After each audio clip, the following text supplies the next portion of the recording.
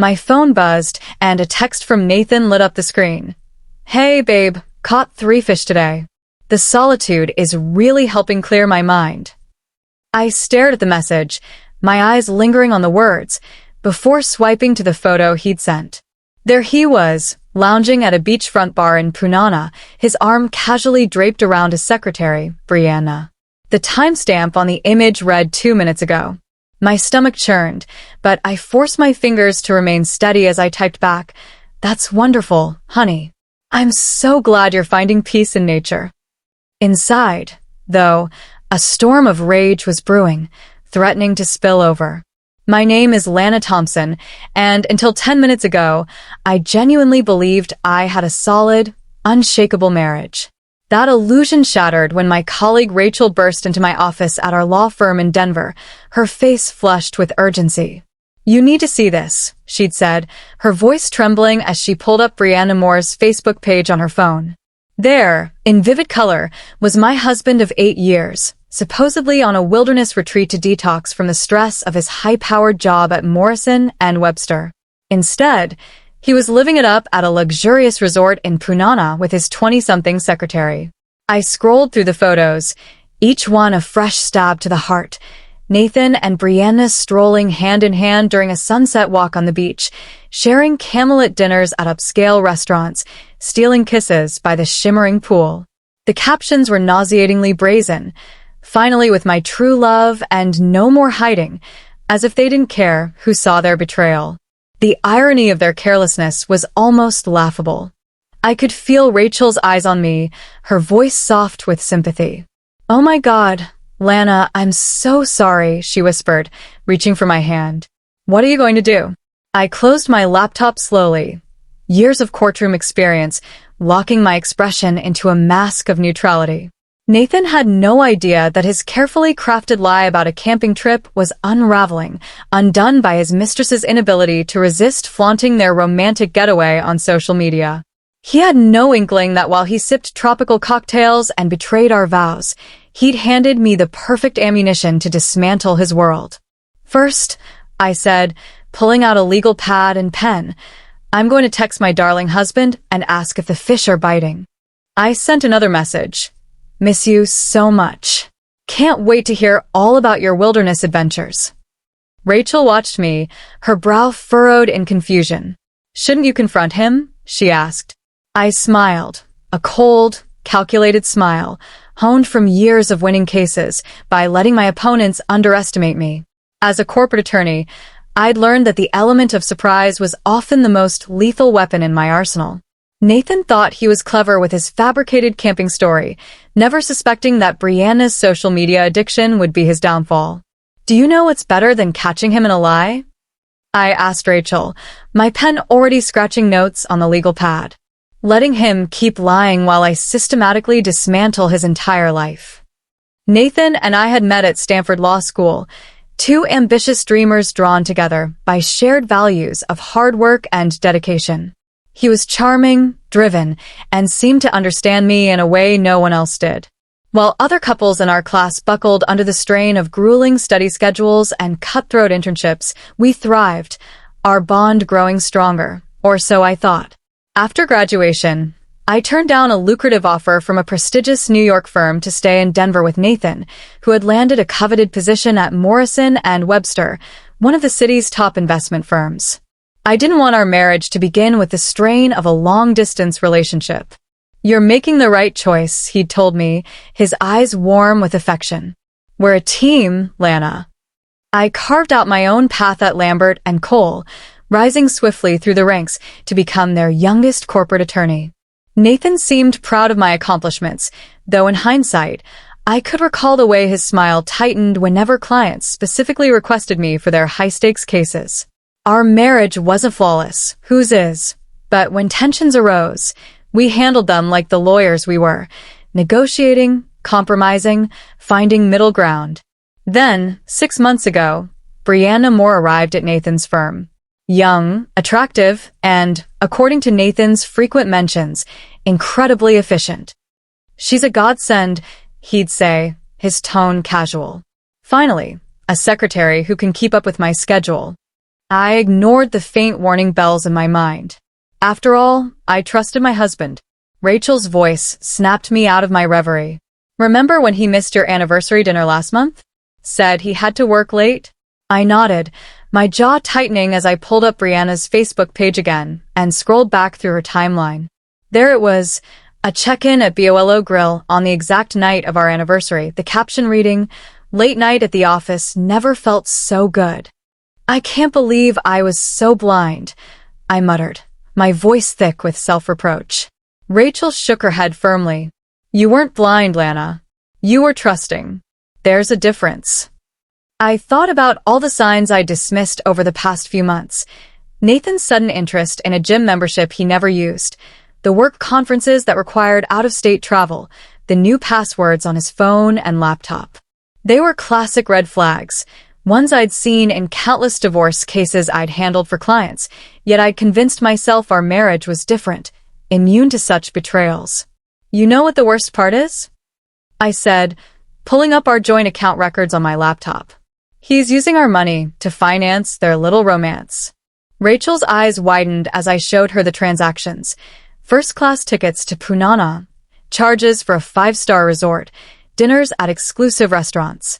Yes, I said, already drafting an email to my bank, but not for long. Over the next hour, I meticulously documented every suspicious transaction from our joint accounts, ignoring the forgotten dinner growing cold in the break room. Each piece of evidence was more damning than the last. Charges for jewelry I'd never received, dinners at restaurants I'd never visited, hotel bookings in cities where Nathan had claimed to be meeting clients. Look at this, I said to Rachel, pointing at my screen. He booked their Punana trip 3 months ago. This wasn't a spur-of-the-moment fling. He's been planning it. But why tell you he was going camping? Rachel asked, her brow furrowed. Why not just say it was another business trip? I opened my mouth to respond when my phone buzzed again. Another text from Nathan, this time with a photo. A generic camping scene, clearly pulled from the internet, showing a tent pitched by a serene lake. Home sweet home, his message read. The stars are amazing out here. My hand trembled, not from sadness, but from pure, icy rage. 8 years of marriage, and he couldn't even be bothered to find a convincing photo to support his lie. I opened my email and found what I was looking for, Morrison and Webster's employee handbook, sent to me months ago when I'd helped review some contracts for them. There, in bold text, was the policy I'd remembered. Relationships between supervisors and direct reports are strictly prohibited and will result in immediate termination.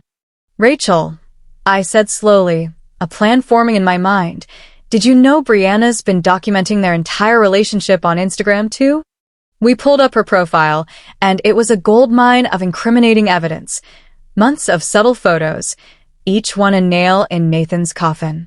Coffee cups with his name visible in the background, his distinctive watch in the corner of dinner photos, even a selfie in his office after hours, with Brianna perched on his desk while he gazed up at her with a smile that used to be mine. It gets worse, Rachel said, her voice tight. She'd been digging deeper into the financial records I'd pulled up. Look at these. My stomach plummeted as I stared at the financial records Rachel had uncovered. Nathan hadn't just been squandering our joint funds on his affair with Brianna. He'd been siphoning substantial sums into a secret account for months, an account I'd known nothing about. $90,000, I whispered, my eyes locked on the staggering total displayed on the screen. He's been hiding money. Rachel's voice was cautious but grim. That's more than just affair money, Lana. That looks like exit strategy money. I finished, my voice barely audible. The realization struck me like a physical blow, stealing the air from my lungs. This wasn't merely an affair, a fleeting betrayal born of lust or weakness. It was a meticulously calculated plan. While I'd been pouring my heart into building our life together, our home, our future, Nathan had been orchestrating his escape, plotting to leave me for a younger woman while systematically concealing assets to blindside me. I stood abruptly, my decision crystallizing with a clarity that cut through the haze of betrayal. Rachel, I said, my voice steady despite the storm raging inside me. I need a favor. Can you cover my meetings for the rest of the week? Of course, she replied, her eyes wide with concern. What are you going to do? I picked up my phone, my fingers hovering over the keyboard as I composed another saccharine text to my husband. Miss you so much, honey. Hope you're enjoying the peace and quiet.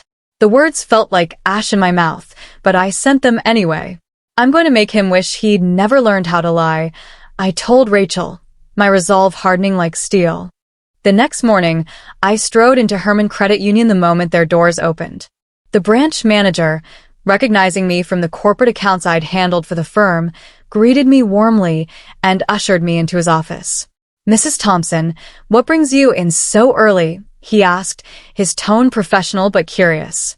I need to discuss some suspicious activity on my joint accounts, I said, sliding a stack of printed bank statements across his desk, each one highlighting Nathan's unauthorized transfers. I believe my husband has been moving money without my knowledge or consent. Within an hour, I'd frozen our joint accounts and transferred my personal assets into a new, secure account in my name alone. Nathan wouldn't realize his access had been cut off until he tried to pay for his next extravagant outing with Brianna, and by then, it would be too late. Back at my office, I launched into phase 2 of my plan. I dialed Susan Mills, the HR director at Nathan's firm, Morrison and Webster. Susan was an old client of mine, and her no-nonsense demeanor made her the perfect ally for this moment. Susan, I need to discuss a sensitive matter. I began, keeping my tone calm and professional. It's about Nathan and his secretary, Brianna Moore. Susan's voice sharpened, instantly alert. What about them? I forwarded her a carefully curated selection of Brianna's social media posts, photos, and captions that left no doubt about the nature of their relationship. I believe this violates your firm's policies on supervisor-subordinate relationships, I said. The silence on the other end was heavy, almost palpable. Finally, Susan spoke, her voice tight with concern. I'll need to escalate this immediately. This is extremely serious. I understand, I replied, maintaining my composure. I just thought you should be aware. Next, I called our locksmith. Being the one who handled all our home maintenance had its advantages. Nathan had never bothered with such mundane details, always leaving them to me. Yes, I need an urgent replacement of all locks, I told the locksmith. Today, if possible. While waiting for him to arrive, I began dismantling Nathan's presence in our home. I packed his belongings, every tailored designer suit, every silk tie, every monogrammed dress shirt, into heavy-duty garbage bags. 8 years of marriage, reduced to black plastic sacks piled unceremoniously on our pristine driveway. My phone buzzed again. Another text from Nathan. Missing you. Can't wait to tell you all about my adventures. I smirked, typing back. Miss you too. Hey, quick question. Did you remember to pay the credit card bill before you left? His response was swift. Of course, honey. Don't worry about anything. Another lie. I was staring at the overdue notice on my desk, proof he'd been too preoccupied with his romantic escapade to handle even basic responsibilities. Rachel called around noon, her voice urgent. Lana, you need to see this. Brianna just posted again. I pulled up Facebook, and there was my husband, raising a champagne glass on a sunset cruise, Brianna beaming beside him. The caption read, living my best life with my soulmate. No more hiding. No more hiding indeed, I murmured, forwarding the photo to Susan at HR. The locksmith arrived just as I received an email from my divorce attorney, confirming she'd filed the paperwork. Everything was falling into place, a carefully constructed trap closing around Nathan. Then my phone rang. It was James Morrison, Nathan's boss, his voice grave and weary. Lana, I assume you know why I'm calling. I can guess, I said, bracing myself. We had no idea, he said, his tone heavy with disbelief. Nathan's been embezzling client funds to finance this affair. The photos you sent triggered an internal audit. It's bad. I closed my eyes, processing the weight of this new revelation. How bad? Criminal charges bad, James replied. We're filing a police report. I hung up, a strange mix of vindication and nausea swirling in my chest. I hadn't anticipated this level of betrayal, but it only solidified my resolve. Looking at the garbage bags on the driveway, I added a final touch, a note taped to the top bag that read, "Hope the camping trip was worth it. Don't forget to post pictures." I was reviewing the final draft of my divorce filing when my phone lit up with a call from an unknown number. Something compelled me to answer. "Is this Lana Thompson?" A woman's voice asked, unfamiliar and tinged with nervousness. Yes. "Who is this?" "My name is Sarah. I was Brianna's roommate until last month. There's something you need to know." My heart raced as she continued. This isn't the first time they've done this. Brianna and Nathan, they've pulled this scheme before at his last firm. I sat down heavily in my office chair, the room tilting around me. "What scheme?" "They target wealthy executives," Sarah explained, her voice trembling. "They get compromising photos, then threaten to expose everything unless they're paid off. But this time was different. Brianna actually fell for Nathan. She broke their pattern, started posting everything online. He's furious." The pieces clicked into place. The hidden account, the embezzled client funds, the calculated lies. This wasn't just an affair. It was an elaborate con that had spiraled out of control because of Brianna's recklessness. "Why are you telling me this?" I asked. "Because Brianna called me crying last night," Sarah said. "Nathan's threatening to pin everything on her. She's terrified." I hung up and immediately called James Morrison back. "James, we need to talk. This goes deeper than you think." Within an hour, I was sitting in his office, laying out everything Sarah had revealed. James looked physically ill as he scanned the evidence I'd gathered. "3 other firms," he said, his voice hollow. 3 other executives blackmailed. How did we miss this?" "Because they were careful," I replied, until Brianna went off script. My phone buzzed again. Nathan, still clinging to his facade. "Having dinner by the campfire. Wish you were here." I stared at the message, seeing it for what it was. Not just a lie, but a thread in a web of deceit. All those business trips, those late nights at the office. How many other cons had he run that I hadn't uncovered? James leaned forward, his expression grim. "Lana, if what you're saying is true, this is now a federal case. Wire fraud, blackmail, embezzlement. I know exactly how we need to handle it," I said, pulling out my phone. I typed a message to Nathan. "Darling, there's been a problem with one of our accounts. Can you check your email?" Then I sent him a carefully crafted email, attaching screenshots of his previous schemes, Brianna's social media posts, and Sarah's statement. I added one line. "Guess your camping trip just got interrupted." Within minutes, my phone exploded with notifications. Nathan, finally abandoning his camping pretense, called 6 times in a row, leaving frantic voicemails I didn't bother to listen to. Brianna posted a tearful video confession on Facebook before deleting her entire account. Their house of cards was collapsing, and I was the one pulling the strings. James had already contacted the FBI. "They want to meet tomorrow morning," he said. "This could be huge." I nodded, a strange calm settling over me. "I'll be there." That evening, as I sat in my newly secured home, surrounded by the quiet of a life I was reclaiming, I received one final text from Nathan. "You don't understand what you've done. I can explain everything." I smiled, thinking of the mountain of evidence now safely in the hands of multiple authorities. Actually, I typed back, "I understand perfectly. And unlike your camping photos, I have real receipts." Then I blocked his number and poured myself a glass of wine. Tomorrow would be intense, but tonight, I savored the knowledge that Nathan's carefully constructed house of lies was burning to the ground. The FBI meeting was scheduled for 9 a.m. By 8:30, the lobby of Morrison and Webster was in chaos. Nathan and Brianna had apparently tried to flee Punana separately, only to be detained at the airport by Dominican authorities. James Morrison looked like he hadn't slept in days. 6 clients, he said, rubbing his temples wearily. They blackmailed 6 of our top clients. The total amount is over $2 million. And that's just what we've found so far, I added. The forensic accountants had worked through the night, uncovering a trail of financial devastation. Agent Phillips, a sharp-eyed woman in her 40s, spread photos across the conference table. Nathan and Brianna, with different executives, all following the same predatory pattern. The evidence was overwhelming. "Mrs. Thompson," she said, "your husband and Ms. Moore will be extradited within 48 hours. But we're more interested in the money trail, those offshore accounts you found." My phone buzzed, a text from an unknown number. It was Nathan, using a hotel phone. "Baby, please. You're ruining everything. We can work this out."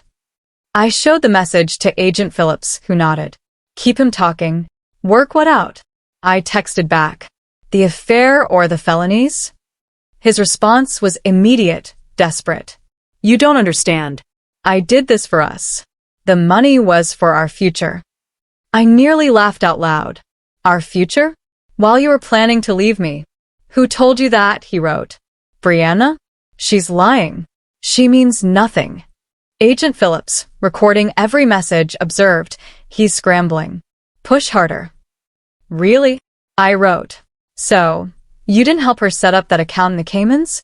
The one you've been funneling client money into?"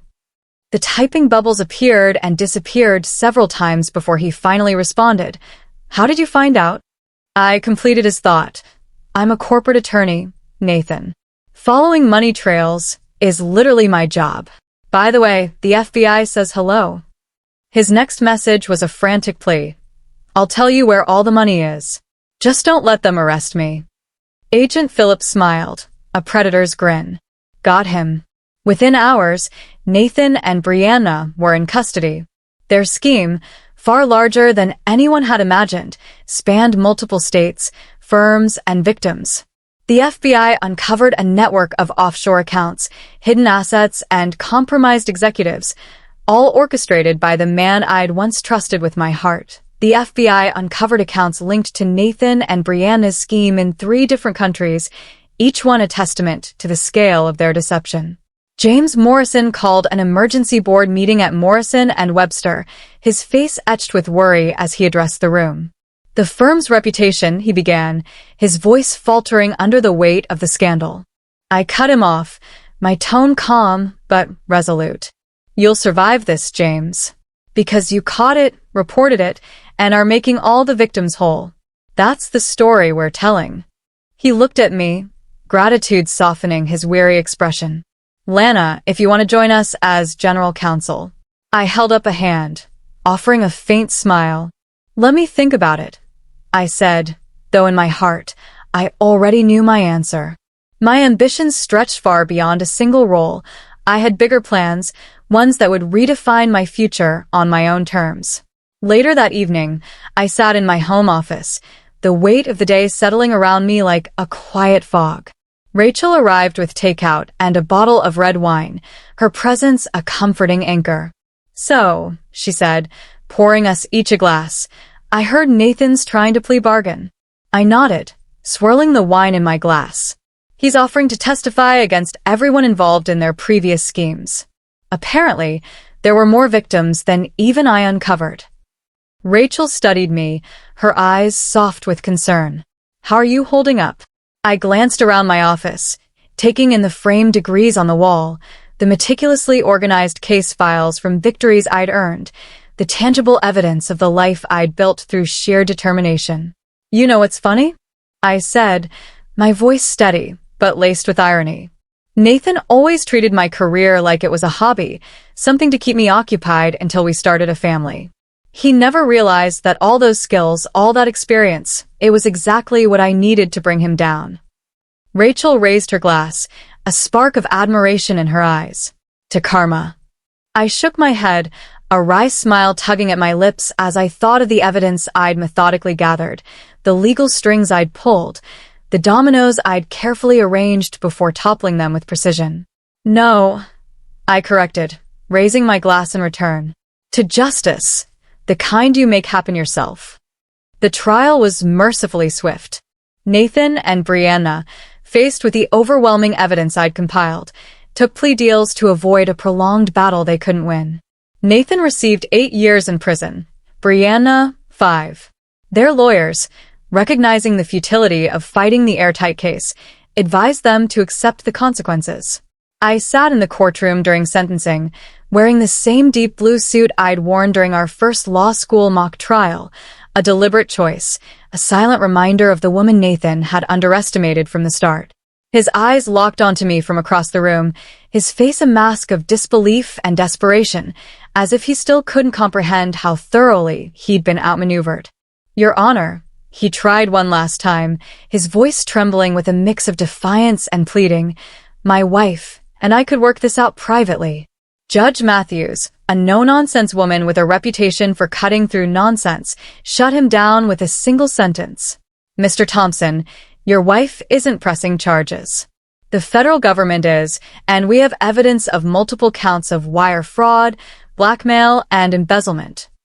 I didn't stay to watch him being led away in handcuffs. Instead, I walked out of the courthouse into the crisp, bright Denver morning, the weight of 8 years of marriage lifting from my shoulders with every step. The air felt cleaner, the sky wider, as if the world had opened up to meet the woman I was becoming. Morrison and Webster wasted no time, promoting me to general counsel with a corner office and a dedicated team. But the real triumph was the side project I'd launched, a consulting firm specializing in helping companies identify and prevent internal fraud. It turned out there was a massive demand for someone who'd single-handedly exposed one of the largest corporate blackmail schemes in Colorado history. My expertise, born from betrayal, had become my greatest asset. A week after the sentencing, Nathan's last letter arrived. I held it for a moment, staring at his familiar handwriting, then dropped it into the shredder without opening it. Some chapters don't need a final page. They just need to end. The media frenzy eventually faded, and my life settled into a new, exhilarating rhythm.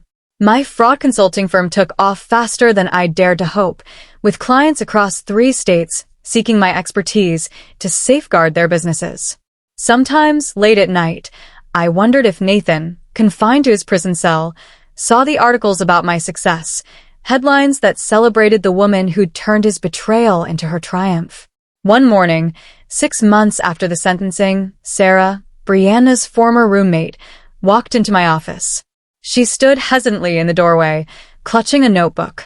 "I heard you help companies protect themselves against fraud now," she said, her voice tentative. "I'm starting a small business, and I thought, well, after everything that happened." I studied her for a moment, remembering how her phone call had been the key that unlocked the full scope of Nathan's schemes. "First consultation is free," I said, gesturing to the chair across from my desk. "Let's talk." Later that evening, as I worked late in my corner office at Morrison and Webster, James Morrison stopped by, loosening his tie after a long day. "Just signed another client," he said, a note of pride in his voice. "They specifically requested you handle their case. Said they heard how you handled the Thompson scandal." I smiled at the irony. Nathan's attempt to destroy me had instead become my biggest selling point, a testament to my resilience and skill. "Good to know," I said, my fingers still typing as I finalized a proposal for another client. "You know," James added, leaning against the doorframe, "Nathan tried to write to me from prison. Wanted me to convince you to answer his letters." I kept typing, my eyes fixed on the screen. "And I told him you were too busy running 2 successful businesses to read prison mail." I paused, looking up at last, catching my reflection in the office window. The woman staring back wasn't a victim or a betrayed wife. She was a survivor, a strategist who'd turned pain into power. "Perfect answer," I said, a quiet smile spreading across my face as I returned to my work.